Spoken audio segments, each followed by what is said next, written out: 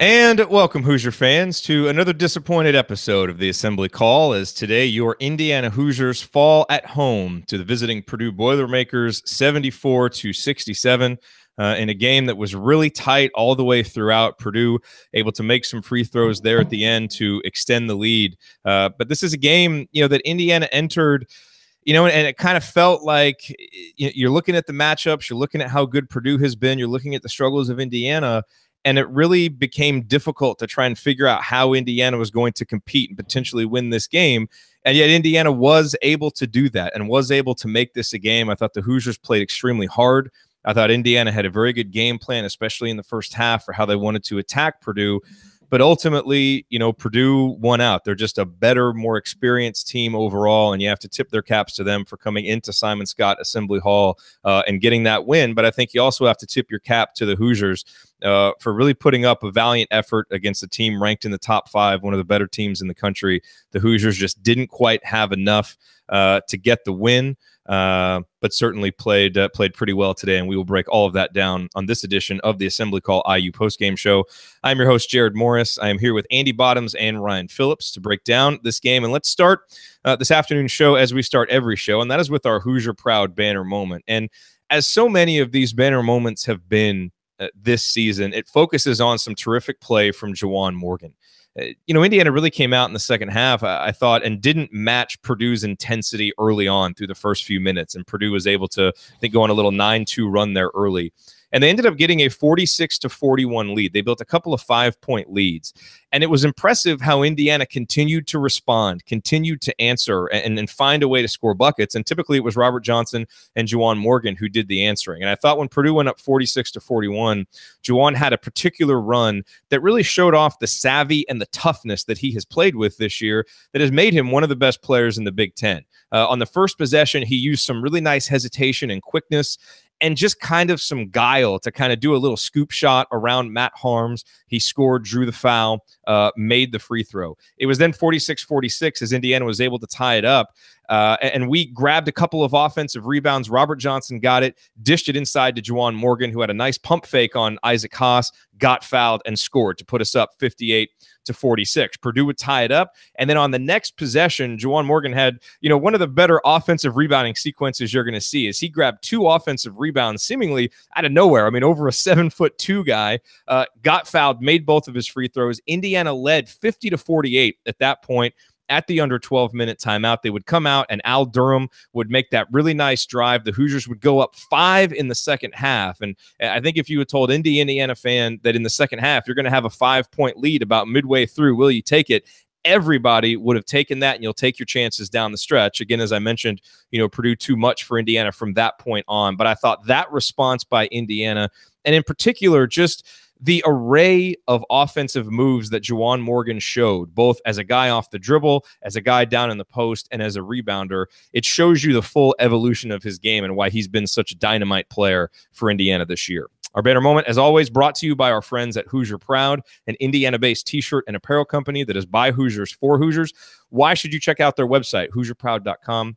There are several reasons. The first and most important reasons is the design. That's why you go to any apparel company website, and Hoosier Proud really has a little bit of everything for you if you are proud to be from the Hoosier State. They've obviously got their officially licensed Indiana gear, football-themed shirts, basketball-themed shirts, soccer-themed shirts, a wide selection.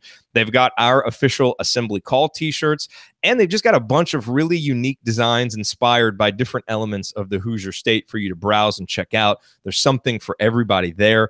The second reason to go is their philanthropy. Hoosier Proud is committed to supporting Indiana-based charities. You can find out what charities they support at their website, HoosierProud.com. And then the number 3 reason to go is that you will save money. Our friends at Hoosier Proud are extremely generous with our audience here at the Assembly Call. And so when you go there, load up your shopping cart and use the promo code ASSEMBLY, ASSEMBLY, you will get 15% off of your entire order. Not just one shirt, not just the Assembly Call shirts, but 15% off everything that you order. Check them out at HoosierProud.com. All right, well, it is time to move the ball, find the open man, and get some opening thoughts from the rest of our team. And we will start with Andy Bottoms and his Bottoms line brought to us by IUStore.shop. Yeah, I mean, I would echo a lot of what you said. I think Purdue just, top 5 team. They showed why they're a top 5 team down the stretch. And I thought that was really where IU let things get away from them. And ultimately, you can look back and see a lot of the same things that have plagued IU over the course of, over the course of the season. The turnover numbers weren't terrible, but Purdue did get 18 points off of just 10 IU turnovers. That's a big number. Missed 7 free throws, shot 59%, shot under 60% again, made 3 out of 16 threes. And if you look at some of those numbers at the beginning of the game, you probably question whether it would really be as close as it was. And I think, as you said, a lot of that goes to Robert Johnson and Juwan Morgan. And I think in the first half, there were a number of guys who were able to make, while those guys did the bulk of the scoring, there were a lot of other guys who were able to kind of step up and make pretty consistent contributions. And in the second half, I just didn't feel like that was the case. I mean, those guys had 21 of the 30 points. They had 10 of the 15 rebounds. Those guys were really just kind of doing it all, played a ton of minutes, and just to really be able to find guys who were able to sustain what they were doing in the first half. And the second half was tough. Justin Smith had 6 rebounds in the first half, none in the second. Purdue really went at him with Vince Edwards. I thought McSwain gave some good minutes. I thought Durham made obviously a huge shot, but they just needed more from somebody else to step up and make a few plays down the stretch. It just didn't happen. Newkirk really struggled at the end, which I'm sure we'll touch on. But really good performance and a lot of fight in it. To play Purdue the way that IU did on the glass, giving up the size that they did. I think out rebounded them 31-30 based on the numbers that I'm looking at. Really kind of played into a stalemate there. Is a testament to how they played in that regard. But Purdue just moved the ball better, had more threats on the floor. You had to defend pretty much everybody at that point. I think it got to a point with IU where that just wasn't the case. And so big games for Robert and Juwan, and they really kept them hanging around, and unfortunately just couldn't get enough out of other guys late. Yeah. All right. Now we will get Ryan's rant brought to us by thebiglead.com. Mr. Phillips. Yeah, I think, this is the Robert Johnson we've wanted to see all year. It wasn't just hitting a couple threes. He was 2 of 6, but it was shot making and it was aggressiveness were the two things that were the hallmarks of Robert's game today. He made he had a couple turnovers late that were, very costly, but for the most part, you live with that based on the rest of the game you got from him. Andy touched on this too, but the free throws continue to be an issue for IU. 10 of 17 is just 58.8% is unacceptable. And as great a game as Juwan Morgan and Robert Johnson had, they combined to miss 5 free throws, and you can't have that from veterans. And then down the stretch, in a tight game that you're the upset pick, you can't have turnovers from your seniors, and Newkirk and Robert Johnson on back-to-back possessions had really bad turnovers. So, that happens when you're playing a top team. They played great defense. Purdue really ratcheted up the defense late, and Indiana just didn't weather it. One guy I will mention who I think that should get a lot of credit for today is Freddie McSwain. I thought he played his tail off. I thought he was the energizer for a lot of what the team did today. And, when Juwan Morgan had to go to the bench with 4 fouls and at other points during the game, McSwain did everything he could on Isaac Haas. And you could tell Haas was just getting frustrated by what Freddie McSwain, his energy, bumping him off the post, all of that stuff.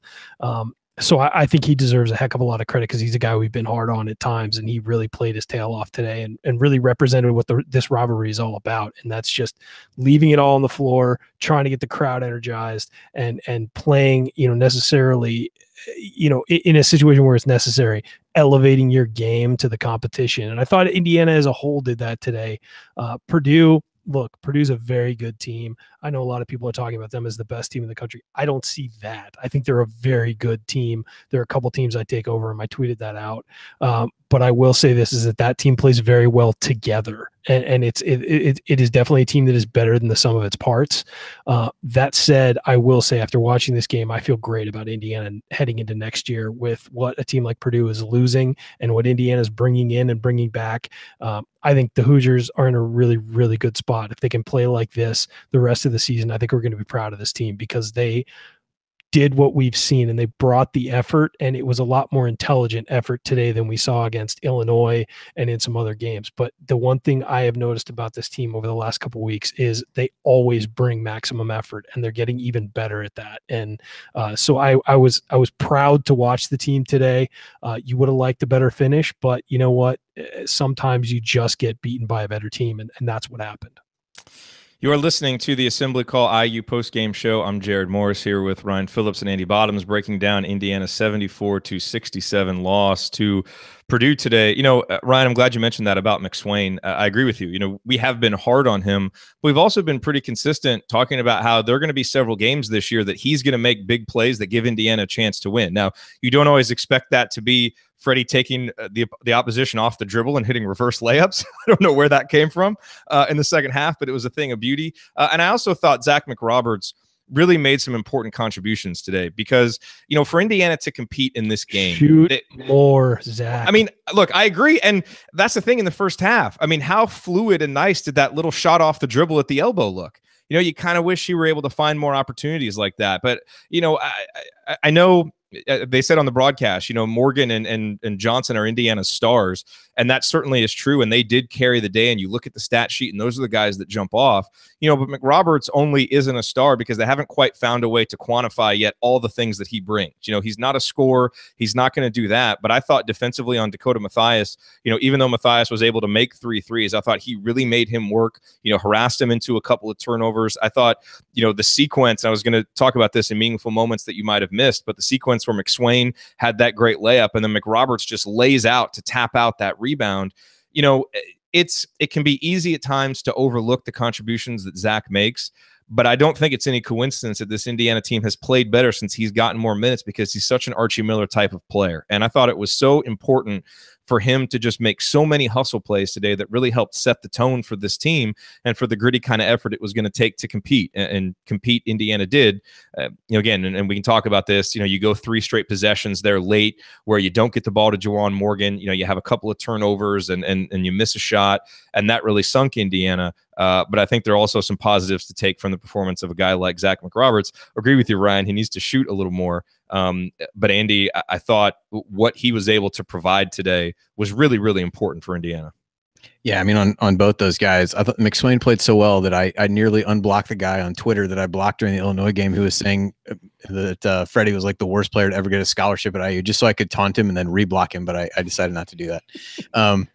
Twitter pettiness. I love it. I know. But I was above it for that moment. I wasn't above thinking about it, but I was above doing it. So I feel good about that. So no, I think I thought he had a lot of really good, just hustle play. I thought he did as good a job on Haas as anybody. Really just kind of rooted him out. And for a guy giving up that much size, he was going to, use his fouls and do whatever. I thought he played well. And then, McRoberts, I'm sitting there watching the game with my daughter who's 10. And I said, watch him. I said, because this is how you impact the game. If you don't score a point and if you don't take shots and if you don't have the ball in your hand all the time, this is a guy to watch and to try to emulate, like just the energy and all those kinds of things. And he was so active. I mean, he was, Mathias probably thought he was kind of like looking in a mirror at some points based on the way that he was playing and kind of the things that, that Mathias does defensively. But I thought he did a really good job, was really active, got his hand on a lot of rebounds early. And I think that was one of the things where, IU's not going to out jump a lot of these, Purdue in this game, but I thought he did a really good job as he has over the course of the season, kind of tipping balls to other guys who could get the rebounds, particularly early on. So I thought, yeah, I mean, it's hard to quantify, as you said, what he does. And he's, there aren't going to be a whole lot of games where he reaches double figures, but yeah, I think he's right up there in the pecking order of, kind of most important and most impactful guys on this team, without a doubt. Ryan, I think when you look at the differences between these teams, obviously the size that Purdue has down low is a major difference. I mean, Indiana forced to guard a guy like Isaac Haas and Harms when he's in there with, 6'7" Juwan Morgan and 6'6" Freddie McSwain. That's a major difference. But I thought the other difference that was really highlighted today was the difference in guard play. Now, obviously, Robert Johnson was for the most part tremendous, and he was the best scorer among any of the guards out there. As the most points that any Purdue guard scored was Carson Edwards, 10. But I think what you saw from Purdue is the depth of the guard play that they have and how solid they are and the mistakes that they don't make.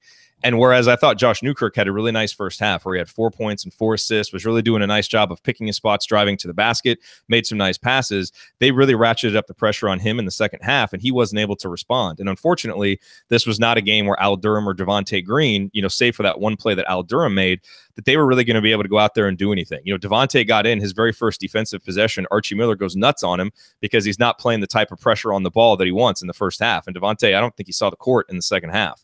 So for whatever reason, Archie was not at all happy with what Devontae was doing out there.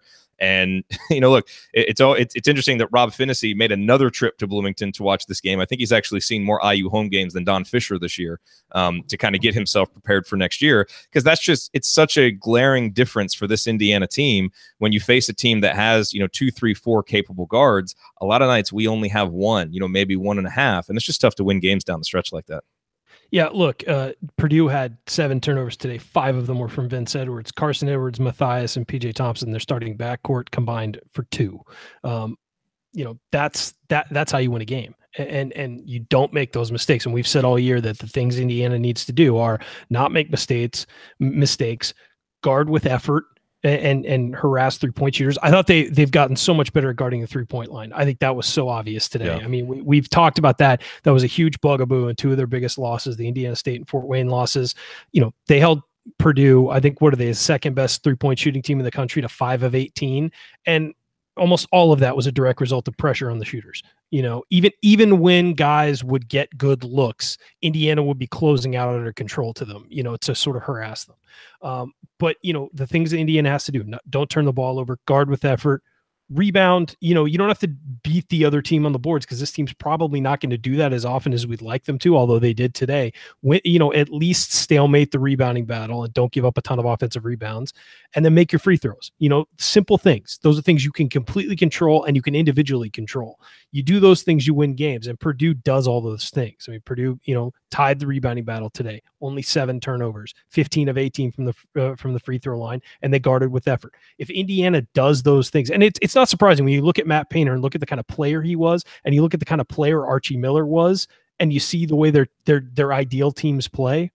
Well, there you go. I mean, that's those teams emulate their coaches, and I think that you're looking at what Indiana is going to become is all of those things, and so it's just going to take time to get there. This is the pinnacle of what Painter has been building at Purdue, is trying to build, at least. I mean, this is probably his best team, and they're all veterans who've been in his system for a while. Archie Miller is at the beginning of that journey, so I think that's why I'm so excited about the future for Indiana, because you see what's coming in, you see what the rest of the Big Ten is losing, and you realize that if Archie Miller has a chance to put his system in with his guys, plus what's returning for Indiana, I think that this team's going to be really good if they can bottle up that effort they had today, which we've kind of seen the last couple of weeks, and just repeatedly go after teams with that effort. I think they're going to be in great shape.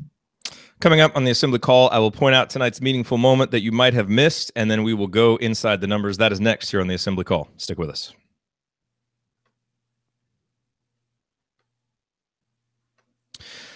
You are listening to the Assembly Call IU postgame show. I'm Jared Morris here with Ryan Phillips and Andy Bottoms, breaking down Indiana's 7-point loss to Purdue this afternoon at Simon Scott Assembly Hall. And it is time for this afternoon's, not tonight's, meaningful moment that you might have missed. And look, once again, I thought Indiana, just as they did against Illinois, got off to a really nice start. And I thought that was so important today, to get off to a good start, build some confidence, keep the crowd into it.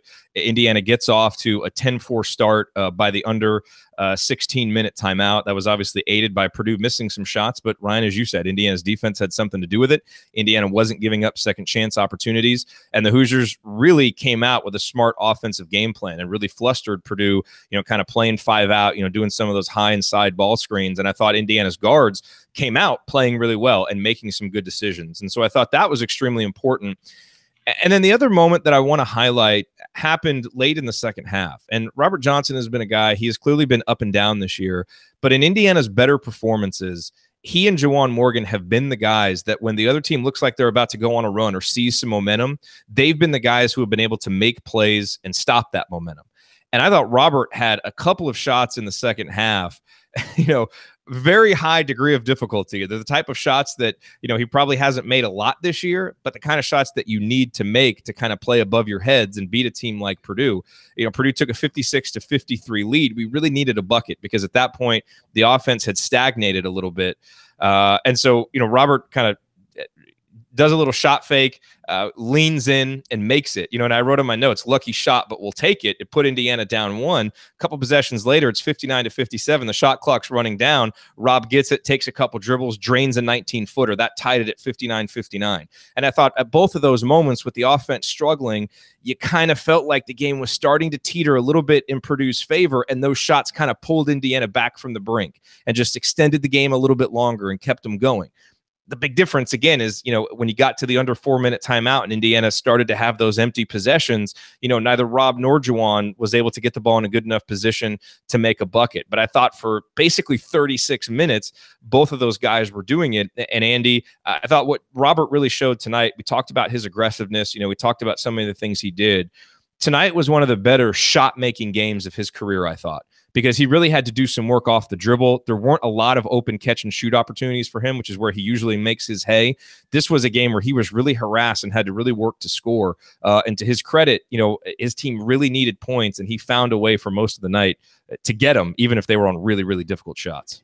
Yeah, I think that one you mentioned at the end, I think Matthias was on him, who's, widely regarded as, one of the better, if not the best defensive player in the Big Ten. And one of the things we talked about after that Illinois game or on Assembly Call Radio this week was just about how this team lacks guys who can kind of get their own shots and do things like that. And so, for tonight, at least he showed an ability to do that. Made some nice shots going to the rim, missed the one late where he tried to really scoop it up. But I think that's where, having a guy like Haas in there, you just rush shots a little bit. You end up taking awkward releases on shots that you normally wouldn't. And in the first half, I thought, like kind of what you said with what their approach was at the beginning. I think in an ideal world, obviously they would score points, but I think they were trying to get Haas in foul trouble. And so IU was able to, score a lot of points, but they really didn't draw any fouls on him by, trying to get him further out on the floor and have to, make decisions on ball screens. And then you saw Purdue adjust to that as the game went on, and they just packed it in a little bit more and trying to make somebody make outside shots. And really outside of Rob and, Juwan, I think hit 1 3, but really outside of those guys, there just wasn't anybody who was able to consistently, make those shots. I think that became difficult, and that was a good adjustment on Purdue's part. And that, certainly anybody who's going to play IU from here on out is going to do largely the same thing of, this is not a team as well as IU has shot for the most part during the season on 2-pointers. It's a team that people are going to dare to beat them from the outside. And IU didn't get sucked into taking a ton of long shots, but I think they're 0 of 7 in the second half from 3, and just makes it tough because when we talked about keys to the game, what is it? What does an IU victory look like? One of them was really getting hot from the outside, and so in some ways, it's surprising that IU was able to stay in the game the way that they were while continuing to shoot the ball as poorly as they have for the majority of the season. And that's where you wonder, look, another meaningful moment is 30 minutes before the game, Colin Hartman comes out and he's not warming up, and you'd expected to have him. I know, on the pregame, Fish said that they didn't think that he was going to be expected to be out long after suffering a lower leg injury. I know, Andy, you said in here in our chat that Archie said he expects him to be out an extended period of time. So, but then he came back and said, like, hopefully not more than a couple weeks. So okay. I don't. So basically, I think all we know is that he's definitely going to miss the other 2 games this week, the Ohio State and Michigan State games, and then I guess maybe we'll hear more after that. So it's kind of contradictory here in that way. That sounds like an ankle sprain to me if I'm guessing. If you don't know how long it's going to be, and maybe a couple weeks, that sounds like an ankle sprain, which is not good news. And that's where, you wonder, you immediately think Indiana not able to make outside shots, maybe having a guy like Colin there, would have been able to help, but he's also 3 of his last 19 from 3 and has really struggled since that really good shooting game against Wisconsin. So I think for the most part, Indiana weathered the loss of Colin Hartman in really impressive fashion because of the play of guys like Zach McRoberts and guys like Freddie McSwain. But, you wonder if Colin, his last game against Purdue, if he would have come out there with something really to prove and had, kind of, if he would have been able to make some shots, what kind of difference that would make. But sort of like, yeah, so who cares? It's not, it didn't happen, so it's not worth speculating about. But yeah, one thing that, since every player at Indiana and future players all watch this show, of course, I want to say to Demezy Anderson, Jerome Hunter, Rob Finney, even Jake Forrester, Race Thompson, Romeo Langford. Practice your 3. Romeo Langford. Yeah, right. Romeo, of course. I wasn't going to put the cart before the horse, but sure. Guys, practice your 3-point shooting and practice your free throw shooting endlessly. We need it, and you will get on the floor next year if you can hit those shots. This team just needs it. They need a shooter. And it's look, the way they're constructed this year, there are those limitations. They exist. We get it. We're all kind of on board with it, and we're living with it now. But those things have to change, and that's something that cannot happen again next year. I realized this wasn't Archie Miller's team. He didn't have his systems in place until the summer, all that stuff. He didn't have all the guys on campus for the whole time. All that caveats all over the place. But heading into next year, there's no excuse. They got to make their free throws. They got to have somebody who can knock down outside shots, just to open up the floor for everybody. That opens up the floor for pounding the glass and for getting in the post. And look, this team, was so outsized by Purdue, yet was going nuts in the paint in the first half and for portions of the second half. That proves that the offensive system works, because that's what they want to do, is get inside the paint and score there. Against a team with so much more size, they shouldn't have been able to do that. And they were. That proves that there is method to the madness, and that, this is going to be something that can work. But you also have to be able to balance that when the other team starts helping and packing in, you got to be able to knock down outside shots. You got to be able to have guys doing a hard closeout, foul you, and get to the line and make them pay for that. You got to have, when you're in the paint and they just decide, instead of giving up an easy two, that they're going to foul you and put you on the line, you got to be able to make them pay and make those shots. So those are things that just need to happen. So again, Jerome, Demizi, Robert, Jake, and Race Thompson, Romeo, and Romeo, of course. Yeah. You really are just getting ahead of yourself.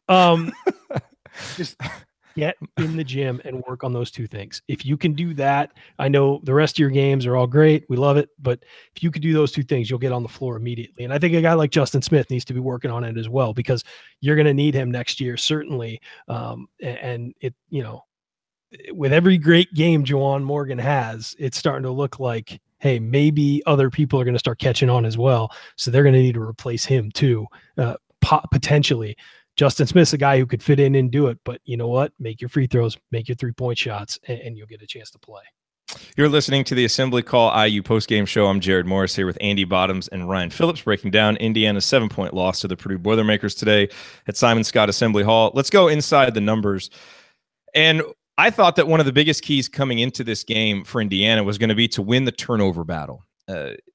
Indiana has obviously been very good at forcing turnovers this year. It's been a huge strength for the team, and we know that when Indiana doesn't play well, they turn the ball over a lot. When they do play well, they keep the turnovers, the turnover numbers down. And considering how efficiently Purdue scores in the half court, what you didn't want to have happen was for them to get a lot of easy looks just because of really bad live ball turnovers that go the other way quickly. And obviously the one that comes to mind right off the bat is the steal that Carson Edwards had and his magnificent dunk, and he ended up getting fouled. It was a great athletic play by him. And I thought overall, Indiana just wasn't able to do enough in this matchup. The Hoosiers finished with 10 turnovers, which, that's not a ton. I think that's 15.6% of possessions, 15.9% of possessions, which is pretty good. That's actually better than Indiana's season average, but Purdue only turns the ball over 7 times. And the big problem is that Purdue turned Indiana's 10 turnovers into 18 points. So they were extremely efficient in taking those turnovers the other way, turning them into points, whereas Indiana was only able to turn Purdue's 7 turnovers into 11 points. And you look at it right there in a 7-point loss, there's a 7-point difference. And so, look, some of those turnovers happened late. I think, Josh and Robert got a little bit looser with their ball handling in the second half than they were in the first half. And credit Purdue because they ratcheted up the pressure on the dribblers a little bit. But that was a big, I thought, opportunity for where Indiana could take advantage against Purdue. And there weren't many, but Indiana wasn't able to do that. And it certainly contributed to the loss. Andy, what else do you have from a stats perspective? Yeah, I think along the same lines, you look at the assist numbers, at least from an assist rate standpoint. Purdue had 16 assists on 27 makes, which is not a huge number. I think, just over 50%.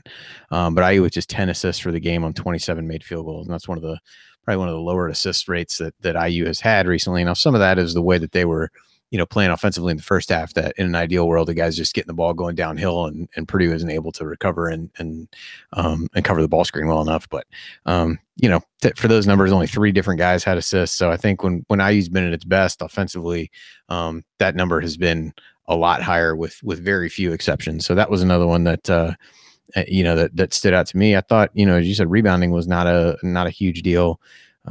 But the other one, IU shot 63.2% on 2-pointers. They're 24 out of 38. And that's I don't know what Purdue was coming into the game, but because Ken Palm's already updated, but they're still 8th even after giving up 63%. So that's amazing. amazing. That's been a trend for Indiana. It's been getting better and better. 2-point shooting percentage. I mean, they've had individual outlier games where it's been terrible, but like I think Michigan State was really bad, but that's just playing Michigan State. But I the 2-point shooting percentage, I mean, that's clearly something that Archie is emphasizing because he wants to play inside the 3-point line, play inside the paint. And again, it's getting better and better. And so you really feel encouraged about the offensive system. But if you could just spread the floor a little more, I mean, instead of it going 3 of 16, go 6 of 16, go 7 of 16 from 3, you feel so much better about where the offense is. And so again, it goes back to the shooting. The shooting just has to improve. And that's really the only thing that's, other than size, that's the thing that's majorly missing from Look, Archie, the subtext here is Ryan wants you to hire him as the shooting coach. All right. Thank so you. Keep saying Thank it. you. I just want to pull it out. Now he can move on to something else. Okay. Okay. Thank you. Andy, back to stats. Hold on your fingertips, follow through all the way. Oh my God. Oh dear. Not really a whole lot stood out. I mean, the second chance points are pretty low for both teams. Not a ton of bench points from either team. By the way, I think the game actually broke the statistician in terms of points in the paint because the teams were just going inside so much that there's no points in the paint numbers. All I do have is that on layups, Indiana was 18 for 31, Purdue was 14 for 23. So and some of that for IU. Well, it's actually surprising that Indiana had so many more chances down low, given it's also what you would have expected. And the misses, you have to factor in the size difference. A lot of those shots were altered for sure. Some of them were clearly altered and went in. But you expect that going against that kind of size. Again, what I will say, and we were talking about the assist numbers being a little low for Indiana, but a lot of that was because they were driving or they'd throw it down in the post and let Morgan work. And after two dribbles, you're not getting an assist. So usually, I mean, that's the standard. So you had guys going at the hoop. It wasn't like we were playing a lot of hero ball or whatever. They were moving the ball, but then you'd get guys driving instead of shooting, and that's going to lead to fewer assists. I said that. Thanks for listening. Well, hey, I know you. I articulated it better than you did, Bottoms. I'm sorry. No, but what I would also say is that against a team like Purdue, if you can work the ball around the perimeter and get open looks, you take them. And I thought that IU passed up on a lot of them. And again, they weren't shooting very well from the perimeter, but they passed up a lot of pretty good looks, that I think they just didn't have confidence in making. So, that also will bring that number down a bit. There was one point where Purdue had something like 14 assists on 16 makes or something. And so in the second half, they clearly didn't move the ball as well as they did in the first, but they also got to the free throw line. I mean, and look, they are a team with great chemistry. They've got a lot of seniors that have played a lot of basketball. They had the overseas trip. I mean, that team and they've been in the same system, obviously, for years. So I think when you go to the final 4 minutes of that game where it's pretty even for 36 minutes, that's where you really saw the difference in the chemistry, just in the knowledge of what each other are going to do and the ability to get the kind of look that you want. And obviously that's now what Indiana is working toward. And you're not going to get it in the first year with a lot of new pieces in a new system. But I think when you look at what Purdue has right now, that is clearly a template for what Indiana wants to get to, where you have a lot of guys, who stay 3 or 4 years that really build that togetherness. And you can see play like this. And the other stat that I wanted to mention, Andy, and if you have any more, throw them in here before we break. But just to harp on it one more time, Purdue goes 15 of 18 from the line, Indiana 10 of 17. So the free throw attempts, pretty even. Purdue makes 5 more in a 7-point win. Again, those little differences make a big difference, and getting loose balls and doing all that little stuff is important, but so are making free throws. And it's something that absolutely has to get better as we move forward in the Archie Miller era. I've got another stat if you want to throw it to me, because you seem to just be all locked in. Well, because you'll just jump in. I don't have to throw it to you. You'll hop in whenever you want to. Here's a couple of things. Bench points, 11-6 in Indiana's favor. I did not expect that. Offensive rebounds, 8-7 in Indiana's favor. Did not expect that. Overall total rebounds were, as we said, even 31-30. Indiana won the rebound battle. But the other thing is 50% from the field for Indiana, 48 for Purdue. Again, something I did not expect at all. By the way, Ryan, we have people in our chat saying that they wish we had more players who would take over like you. So there's some really poor analogies being made here by the audience. Fan favorite, baby. Fan favorite. Every time we vote, fan favorite right here. Andy, do you have anything else stats-wise? No, I can't. No, I don't. All right, coming up on the assembly call, we continue our breakdown of Indiana's 74-67 loss to Purdue. That is next. Stick with us.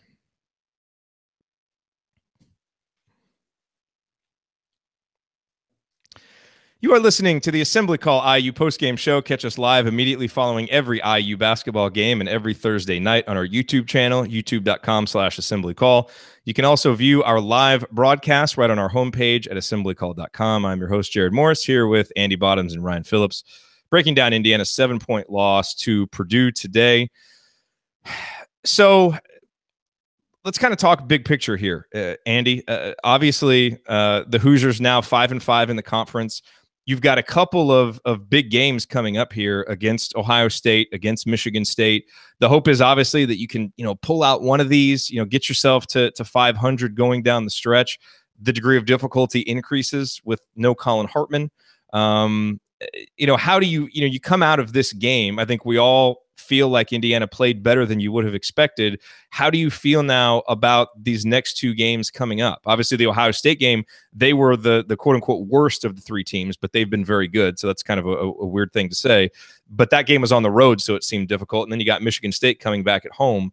How do you feel about Indiana's chances now after seeing today's game?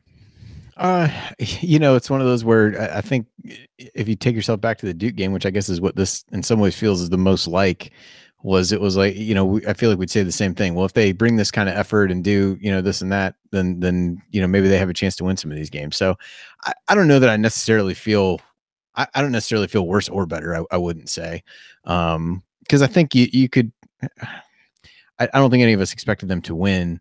But you could certainly see a scenario where they came out, the crowd was really into it. They played really hard on the heels of, that Illinois game today. And I thought they did exactly that. Now, whether you can sustain that as you have another, turnaround to go and play at Ohio State, I don't really know. I think from a matchup standpoint, Ohio State certainly doesn't have the same kind of size that is going to, plague IU against a team like Purdue and a team like Michigan State. So, but you've also got, a difficult matchup with Keita Bates-Diop and him playing so well. And, but at least from a size standpoint, a little bit more similar to what IU has seen. And, but a road game where IU hasn't really played very well on the road, short of that Minnesota game. So, hey, they get to play on the road with only 1 day of rest. That's great, right?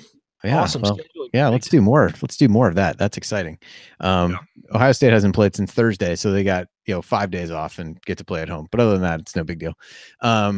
So this will all pay dividends when the Big Ten tournament is in New York, and everybody's really excited about it.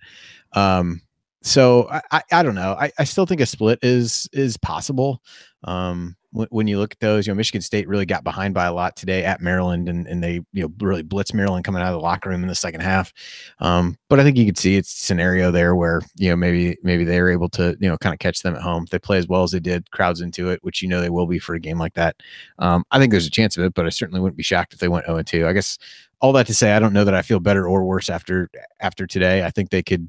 I'm probably not going to win both, but any other, beating either team or going 0-2 is, still within the realm of possibility, I would say. Ryan, what are you feeling after this game? Despair that I have to hear from Purdue fans for a year. I'd rather just ignore them and pretend they don't exist.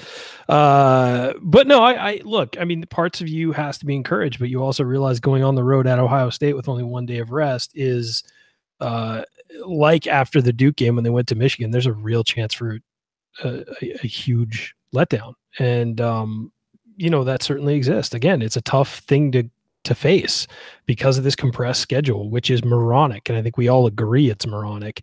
But you're giving a team, again, like against Illinois, you saw late in that game, while they didn't deserve to win necessarily, their legs were tired. It was clear they had 1 day of rest to go on the road. And that's not easy for a college kid to do. This isn't the NBA. So it's a bummer that they have to face that instead of getting a couple days off after an emotional game like this. But you got to do it. And some other teams are facing the same thing in the conference this year. But I don't think the prospects for that Ohio State game look great. I think they do match up pretty well against Ohio State as far as if you're just lining guys up across from each other. But Ohio State's a very good team coming off a loss. They're not going to be, compliant to what Indiana wants to do. They're going to be angry. So we'll see. And then the Michigan State game, again, if that team plays up to its capability, they'll beat anybody. So it just all depends on how Michigan State comes out. I do want to take a few more minutes and just recognize Juwan Morgan. This is the third straight game that he has scored at least 24 points. He had 24 today, 28 against Illinois, 25 against Maryland.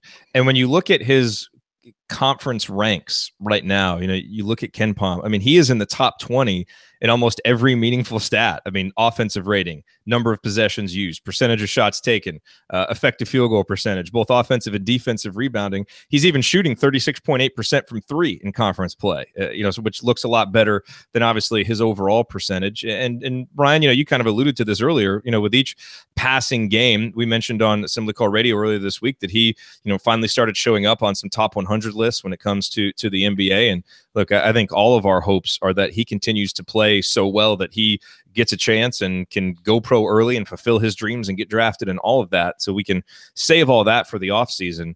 But, the amount of pressure and the amount of responsibility that he has is so great. And I want to get your thoughts on this because, he picked up his fourth foul. He only had one foul in the first half. He picks up his fourth foul. I think there were about 5 minutes left in the second half. And Archie took him out. And I think he was out of the game for maybe 3 or 4 possessions, maybe only 2 or 3, something like that.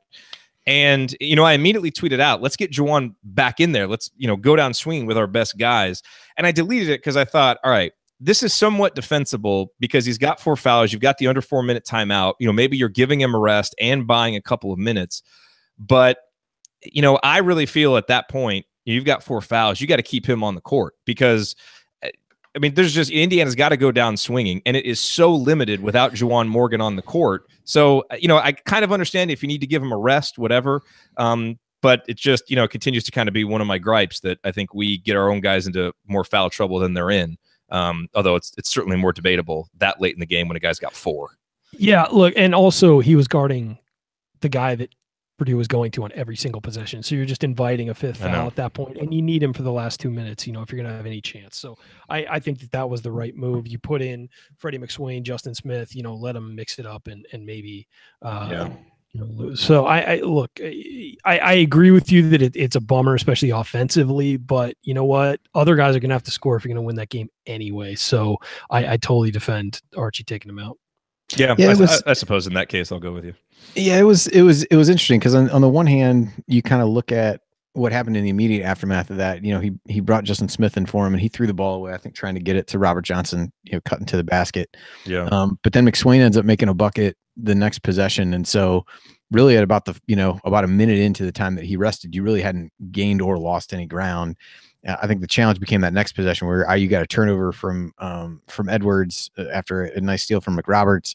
And then they just kind of meandered around dribbling, and Newkirk gets a shot block. They put him back in at that point when those 3 seconds on the shot clock, baseline out of bounds underneath, but just didn't. And I think they were trying to get it to him to slip him toward the basket, but just wasn't anything there. So I think that possession probably hurt more than the ones before it. You had a little bit of momentum getting that steal back. Could you put him in and actually be able to run something for him? Because at the point when he got in on that possession, you couldn't really do it. And Johnson just has to take whatever shot he can get, coming out of the corner there. But they did kind of at least tread water until he was able to come back in. But it was kind of too little, too late at that point. So I could see both sides of it. The guy you put in for him immediately turns the ball over. On the flip side, they played it pretty even until then. It just would have been nice to have a dead ball or take a timeout or something to get him back in for the entirety of that other possession, down 1 with the ball. You're listening to the Assembly Call IU Postgame Show. I'm Jared Morris here with my co-hosts Andy Bottoms and Ryan Phillips, breaking down Indiana's loss to Purdue. Let's talk a little bit about Devontae Green, and not a guy who played a lot today, but that in and of itself is somewhat interesting, I thought, because Archie had a lot of nice things to say about him after the Illinois game, and he was obviously a lightning rod for criticism after that because of the turnovers late, although I contended that he actually did, kind of more good things and fewer bad things than he normally does in that game, which is the kind of growth that you're looking for in a player like that. And I thought he would be a key today, a guy who might, really relish the opportunity to get out there against a guy like Carson Edwards and show what he can do. But he was really shaky offensively in the first half, not the aggressive guy that we're used to, a little loose with the handle. I mentioned earlier, his defense was not what Archie Miller wanted, and he didn't play at all in the second half. And, that's I suppose maybe it was just so bad in the first half, Archie didn't want to play him, but it just seems curious that after a strong performance against Illinois that he couldn't find his way back onto the court. And so I guess my main point in saying this is that the up and down roller coaster saga of Devontae Green continues. And in a game where we needed guard play and needed a guard to step up, and a guy who can create a shot like Devontae really could have helped in certain situations, he was nowhere to be found. And that, those ups and downs just continue to be disappointing.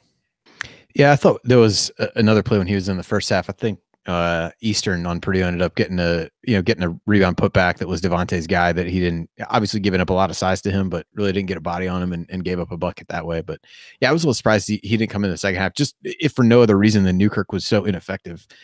He played 19 minutes in the second half, 0 for 4 from the floor, 1 rebound, 1 assist, 2 turnovers. I mean, that's a lot of time to be on the floor to not really provide a great deal. And so I thought he made some really nice passes in the first half and some of those, those ball screen situations. But the one Purdue, changed the way they defended that, he really struggled with it. And I was surprised he didn't roll with him at least a little bit in the second half, or, because Durham really got the other, 4 backcourt minutes. I know he subbed in for McRoberts, Robert and Newkirk. He played really, the 4 guys that, the combination of those guys didn't play. And, he made that one, crazy shot, drive to the basket. So a little bit surprised that you didn't see a little more of somebody. Didn't necessarily have to be Devontae, because I think, to your point, he was pretty unenthused with how he played in the first half. But with the way Newkirk was playing, I was surprised just not see somebody else get a chance.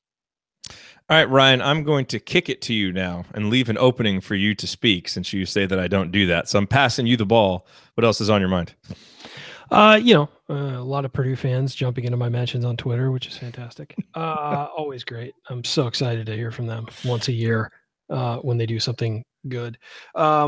Indiana's at a spot right now where it's got to finish the season strong. I mean, you're at 500 in the Big Ten when you were just 2 games over 500, and we're hoping to get in an even better spot. And so it had 2 winnable games that it lost, and really things have to turn around. And it's going to take some time, but you feel like this program's headed in the right direction. And watching a game like today, you feel better about it, but at the same time, it really hurts to lose to your rival.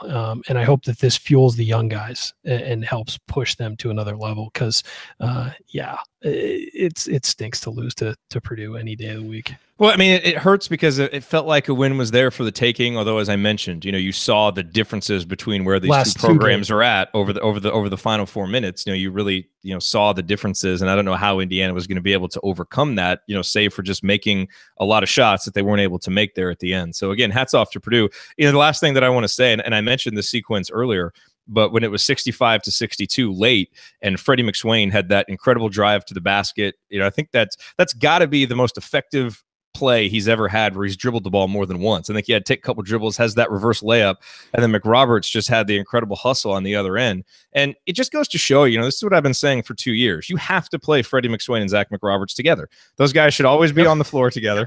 I've been saying it for years. Jared, this is probably a good time for us to take a victory lap after that Stan Robinson game winner yesterday, too. Yeah, it is. Since this is the route we've decided to take the show at this point. Yeah. I'm just going to slowly back away and let you guys finish the show.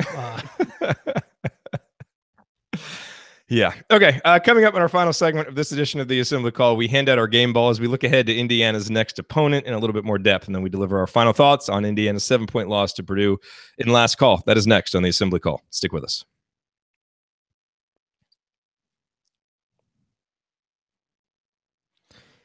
You are listening to the Assembly Call IU postgame show. I'm Jared Morris here with Andy Bottoms and Ryan Phillips, and we are talking about Indiana's better than expected, I guess you could say, 7-point loss to Purdue this afternoon at Simon Scott Assembly Hall. Gentlemen, it is time for our game balls. Let's hand them out. Ryan, the honors are to you first. I'm giving it to my man Freddie McSwain. I love the energy he brought today. I've tended to go with the out of the box suggestion for game balls, but I'm giving it to Freddie McSwain. I thought his energy was fantastic. Played 16 minutes, but he had 8 points. That, as you said, that layup was a thing of beauty. What's a thing of beauty? But no, I just thought that when he was in the game, he was the guy getting the crowd into it. He was all over Haas, all he could be, and only gave up 2 fouls. I just loved his energy, and I think that I'm leaning that way because of how hard I've been on him, and I think that he deserves recognition when he does something great. I agree with you. He had a little rough patch there. At one point, I wasn't seeing as many minutes, and he has really, I thought, picked up his play as of late, especially when Indiana's needed him in a big role in the post with Deron Davis out. So kudos to Freddie for staying the course, staying with it, continuing to play hard and continuing to play tough because his team has needed it. Andy, over to you for game balls. I imagine you are currently trying to choose between Juwan and Robert Johnson right now. Yes, I would say so. Just to kind of add on Freddie, some of the offensive rating stuff that I looked at the other day. I mean, he was a guy who's been as consistent as anybody, being above that 100 mark. A couple of games where he didn't play enough minutes to kind of register what was there, but in the games that he has, particularly since Deron's gone out, he's been pretty effective, and really all but the Illinois game's the only one that he was under 100. So kudos to him for playing well. I'm sure you'll take Juwan Morgan, and there's not really a wrong answer between these two, but I obviously will. I'll stay on brand here and go with Robert Johnson. I just thought he came out really aggressive early on, tried to make some baskets and really set the tone, I think, in a way that we haven't seen as much as everybody would have liked from him this year. Just seeing that aggressiveness right from the tip, and obviously with him, seeing a few shots go in early did a lot for his confidence. And I think that's been, there's obviously talked a lot about that over the course of the season, but I thought he played really well, made some big shots in the second half, as you mentioned, when they really needed buckets, and played really well on both ends. He held, was on defense on Carson Edwards quite a bit, and I think he ended up 3 out of 10 from the field. So again, continues to play well on both ends of the floor. Had a lot of rebounds in the second half, certainly more so than the first. And I think the kind of game that you want to see out of the senior guard. And so while the turnover late was disappointing, and the missed drive was disappointing, they're not even in a position where those plays matter if not for him and Juwan, who I assume you'll talk about next. Pretty clear this was one of Robert Johnson's better games of the season. I thought he was great. I like to make Robert Johnson, Greg Graham comparisons, so I do just want to make this one, that in Greg Graham's senior year home game against Purdue, he was 26 of 28 from the free throw line. He had 28 attempts and missed 2 free throws. Robert today shoots 6 free throws and misses 3. So, that probably the only blemish on Robert's game. Obviously the turnover's late, but just wanted to harken back to one of the great guard performances by a Hoosier against Purdue that Greg Graham delivered as a senior. And look, Robert was on track to author one of his own. Indiana just fell short because, frankly, as you both have mentioned, not enough guys besides Juwan and besides Freddie were really able to step up and take some of the offensive load. And as good as Indiana has been defensively and was today, at some point you got to score too, especially against a team like Purdue, that you can bring your best defensive game and they're still going to be pretty efficient scoring wise. And Indiana just didn't have enough firepower offensively. But my game ball goes to Juwan Morgan. He is, the straw that stirs the drink for this team. I thought that in Indiana's worst offensive sequence of the game, there, late, 3 straight possessions where he doesn't get a meaningful touch, and they result in a missed shot, a couple of turnovers. In one, obviously Newkirk was trying to get him the ball, but wasn't able to. And it looked like if he had gotten him the ball, he would have been in a pretty good position. But yeah, that was a really nice defensive play to give him. It was. I mean, it's a bad pass, but it was a really nice defensive play. It was. And it would have been nice to get him a bucket because, as much as Robert has been a shot maker in big moments, Juwan is he's been so good when Indiana's needed a bucket, and you get him the ball. And if he's got a quickness advantage, he'll use it. If he's got a size advantage, he'll use it. He's, shooting the jumper a little bit better. If he misses the shot, he's there for an offensive rebound a lot of times. So 24 points. The 3 offensive rebounds were huge. I thought the 2 block shots were also big. So just, add another terrific sterling game to what is really turning into an outstanding season for Juwan Morgan. Hat tip to him. Because obviously without those 3 guys, without Juwan, Robert, and Freddie, and playing as well as they did, Indiana's not even close today. Those guys really carried a huge burden and did a terrific job. So, Andy, let's turn our attention real quick to Ohio State. That game is Tuesday night. Do you have a start time on that one? Let me look it up here real fast. 7 o'clock, it looks like. Okay. 7 Eastern. 7 o'clock. So my first thought about this game is you play a real emotional game, and you guys talked about this. You play a real emotional game at home. You come up short.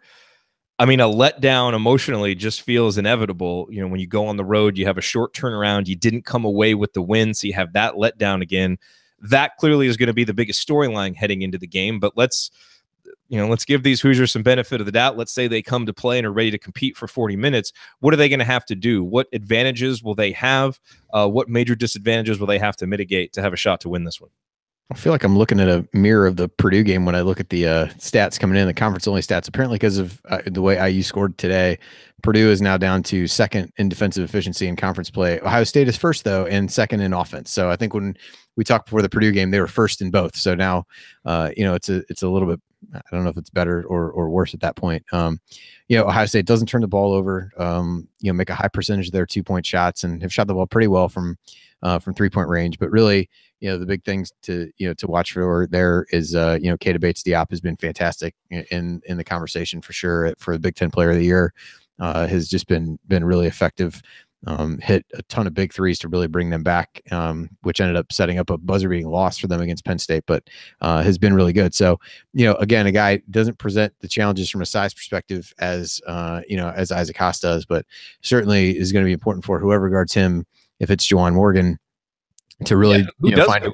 I guess that's the question. I guess it would probably be Juwan, I would think, but obviously he doesn't draw a ton of fouls, which makes you feel somewhat more comfortable if Juwan is guarding him. He's got one of the lower free throw rates on Ohio State's team, so that's at least a positive. Yeah, definitely challenging. They got a big guy, Caleb Wesson, who maybe you stick Juwan on, but then I feel like a little bit you turn right back into what happened today. Second half, Purdue isolated Vince Edwards a lot against Justin Smith, just really trying to break him down and take advantage of his youth to a certain extent. And so I think you could see the same thing if IU goes in that direction. So I would guess you see a little bit of both those guys on him. So he's definitely one to try to slow down. Jayshawn Tate, kind of an undersized guy that's willing to play inside and a guy who's played tough there. Don't have big guards, which I think is a positive. Cam Williams and CJ Jackson, both, 6'1", 6'2" type guys. So, size wise, it'll be, I guess, a nice break after playing Michigan State and Purdue recently. So that'll be nice, but not a lot of clear weaknesses in terms of what Ohio State does, particularly in conference play. They rank pretty well.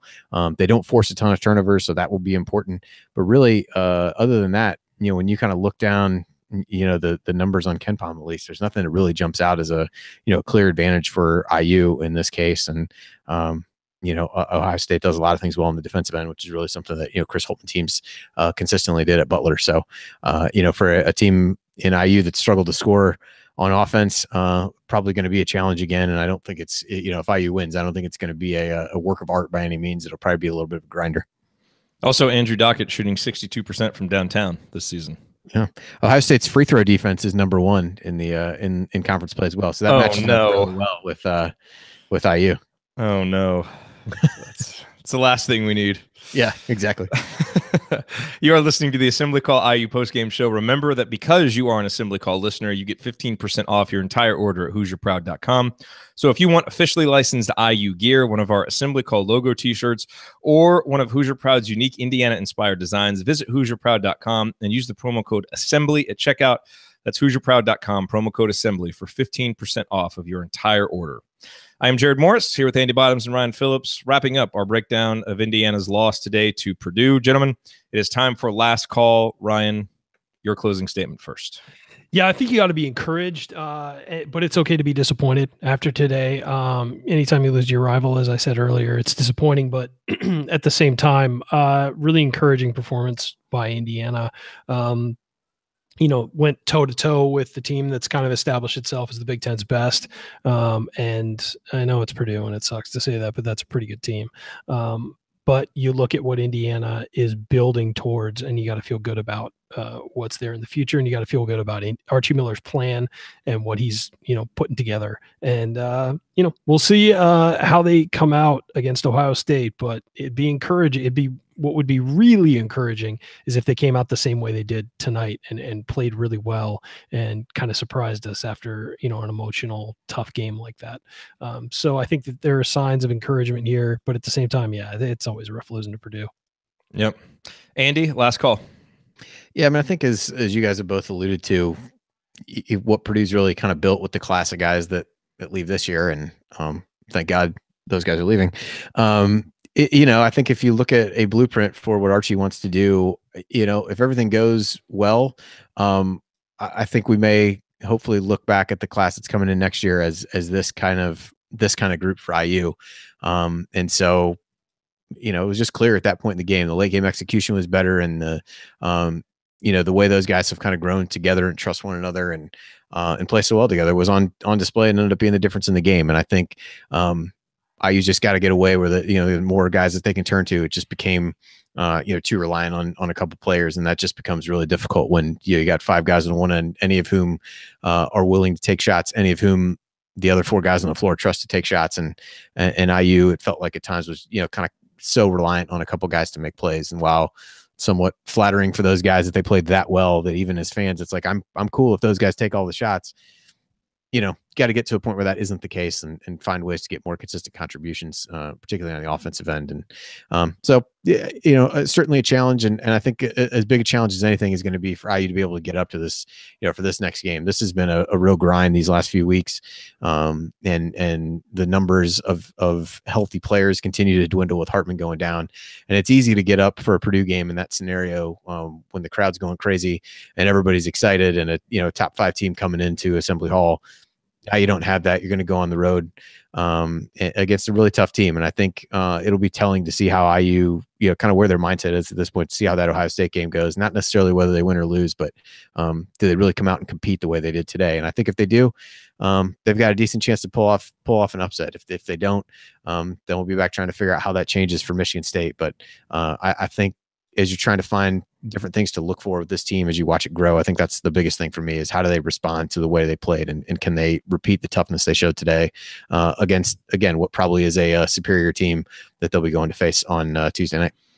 Yeah, it will be really interesting. And obviously we haven't sounded a real optimistic tone about what Indiana can do in that Tuesday game, but we also didn't sound a real optimistic tone for what Indiana would be able to do in this one. And I think Indiana surpassed what most people's expectations were of this game. And so while the Indiana program certainly needs to be one where there really aren't any moral victories, and you're not thinking about that at this stage with this team, I think it's fair to look at what they did today and acknowledge some of the progress and acknowledge some of the strong performances. You tip your cap to Purdue for being a terrific team and for being the kind of team that can come into your place, beat you by 7, and you can still feel good about it. That's how good Purdue is this year. And so I think for Indiana, some positives. And we've talked a lot about how, and my high school coach used to tell me this too, that there's a difference between playing well and shooting well, and you can play well and just, you just miss shots. Now, at some point in basketball, you've got to start making shots.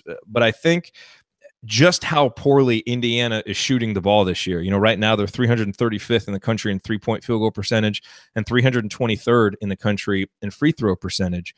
That is not good. And that is why Indiana is 12-10. That's why Indiana is 88th in KenPom. And, it's why Indiana is not going to, make the NCAA tournament this year and all of those things. And it has to improve. And that obviously comes from recruiting better shooters and guys taking personal responsibility to improve their shot, and coaches working on it more in practice, giving the guys the instruction they need, all of those things. But I think it is important, given now that we know that is a major, major weakness of this team, that we don't simply equate, Indiana shooting poorly to playing poorly, because there has been a lot of growth and the defense is better. Certainly the cohesion on the defensive end is better. Most nights the rebounding is better. The turnovers are better. The decision-making is better. And so I think there are a lot of things to point to as positives, a lot of things to feel good about moving forward for the future.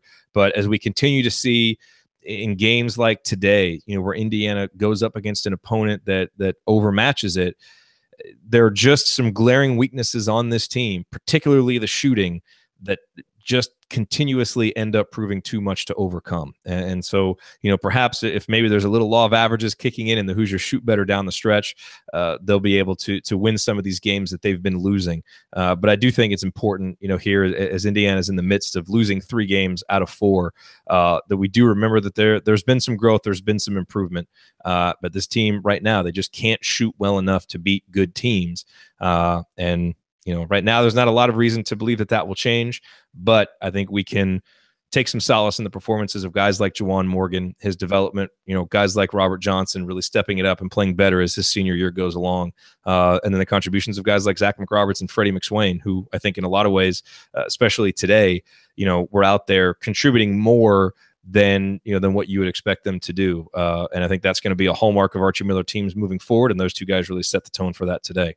But otherwise, a disappointing day as Indiana loses to Purdue. But still, I think some things to grasp onto and have hope for as we move forward. And hopefully a lot of those things are on display Tuesday night up in Columbus against Ohio State. We will see. But that'll do it for us on this edition of the Assembly Call IU Postgame Show. Remember that our live broadcasts immediately following every IU game are always available on our homepage at assemblycall.com and on our YouTube channel, youtube.com/assemblycall. You can always catch up on demand anytime with our podcast. Just search for Assembly Call wherever you listen to podcasts. And don't forget to go to assemblycall.com/join to join our free email newsletter. You will get our 6-banner Sunday news roundups, as well as our detailed post-game analysis emails that we send the morning after every game. Thank you for listening. We will talk to you again Tuesday night after IU Ohio State, and then again on Thursday for another edition of Assembly Call Radio. Until then, keep your elbows in and your eyes on the rim, and go Hoosiers.